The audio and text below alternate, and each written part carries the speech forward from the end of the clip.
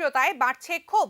বিধায়কের ভোকাল টনিকে জনতা আইনের বালাই ছেড়ে নিজেরাই খুঁজে নিচ্ছেন সমস্যার সমাধান। অপরাধের আখড়া হয়ে উঠেছে বিশালগড় বাইপাস রোড। টানা বেশ কয়েকটি ছিনতাইয়ের ঘটনায় রাজ্যের অপরাধ মানচিত্রে জায়গা করে নিয়েছে এলাকাটি, কিন্তু কিছুতেই পুলিশের কোনো ভূমিকা দেখা যাচ্ছিল না। পরিস্থিতি সামলাতে শেষ পর্যন্ত মাঠে নেমে পুলিশ ছেড়ে জনতাকে ভোকাল টনিক দিলেন বিধায়ক। সমাজদ্রোহীদের বাড়ি ছাড়া করার নিদান দেন তিনি, আর তাতে দুদিন ধরে আইন কানুন ছেড়ে শুরু হয়েছে ধরপাকড়াও। বৃহস্পতিবার বিদ্যুৎ সরকার নামে এক অভিযুক্ত ছিনতাইবাজকে গণধোলাই দিয়ে পুলিশে তুলে দেন এলাকাবাসী।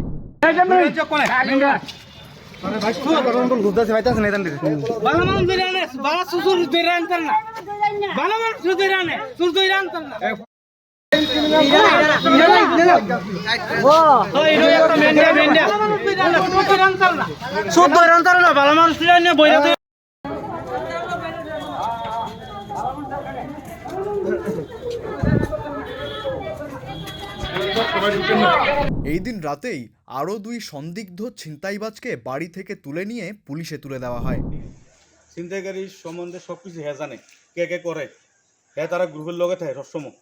হ্যাঁ ভাই তখন দৌড়ে আনছি, কারণ হচ্ছে ওখানে পুলিশ প্রশাসন মনে পারছে না, আমরার উপর দায়িত্ব দিয়েছে, আমরা বিদায় কইছি আমরা পারা কেমনে শান্তি রাখুন লাগবো, এর লেগে হ্যাঁ দৌড়ে আনছি। হ্যাঁ সব কিছু জানে, হ্যাঁ সবই নাম কইছে আমার কাছে। বর্তমানে হ্যাঁ কী কী কাজ করে, হ্যাঁ কার কার লগে চলে, যে যে লোকটি চিন্তাই করে সব কিছু এর কাছে ডিটেল আছে, কেমনি কী করে সব কিছু জানা আছে।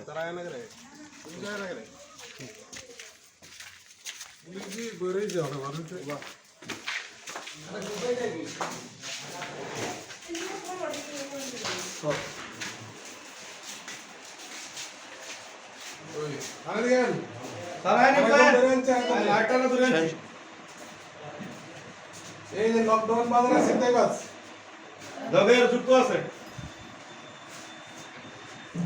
আমরা দায়িত্ব দিয়েছেন, আমরা দায়িত্ব পালন করা সঠিকভাবে।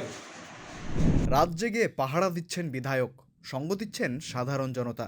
তবে বাইপাসের ছিনতাই সিরিজে পুলিশের কোনো ভূমিকা দেখা যাচ্ছে না। বিধায়কের ভোকাল টনিকে উৎসাহিত জন অভিযানে সামাজিক পরিস্থিতি নষ্ট হতে পারে বলে শুরু হয়েছে আশঙ্কা।